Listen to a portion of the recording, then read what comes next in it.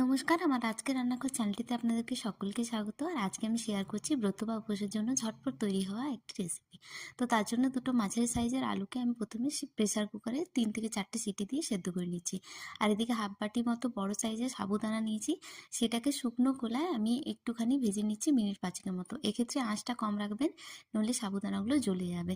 তো সাবুদানাগুলোকে নামিয়ে ঠান্ডা করে আমি মিক্সার গ্রাইন্ডারে মিহি করে গুঁড়ো করে নিয়েছি।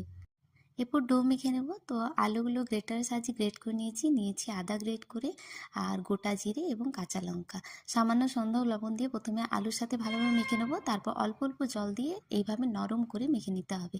আচ্ছা, আমি এখানে বলে রাখি আমি বানাচ্ছি কিন্তু সাবুদানার পরোটা। তো আমি পরোটাগুলো সাবুদানার গুঁড়ো দিয়ে বা চাইলে আটা দিয়েও বেলে নিতে পারেন।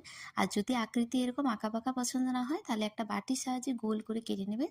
তাতে করে আকৃতি দেখতে ভালো হবে, কিন্তু আঁকাবাঁকা থাকলেও টেস্টে কোনোভাবেই কম হবে না। এরপর লো আছে 2 পিঠ ভালোভাবে সেঁকে নিয়েছি। এরপর আমি এখানে পরোটাগুলো ভাজার জন্য সাদা তেল ব্যবহার করেছি, আপনারা চাইলে ঘি ব্যবহার করতে পারেন। আর এভাবে পরোটাগুলো বানিয়ে একবার খেয়ে দেখুন, দারুণ তুলতুলে নরম আর খেতেও ভীষণ সুস্বাদু। পেট ভর্তি তো হবেই, আর হ্যাঁ, বাচ্চাদেরও এই রেসিপিটা ভীষণ পছন্দ হবে। তো বাড়িতে এভাবে একবার বানিয়ে দেখুন আর আমাকে জানাবেন যে কেমন লাগলো এই রেসিপিটা। দেখা হচ্ছে অন্য কোনো রেসিপি নিয়ে।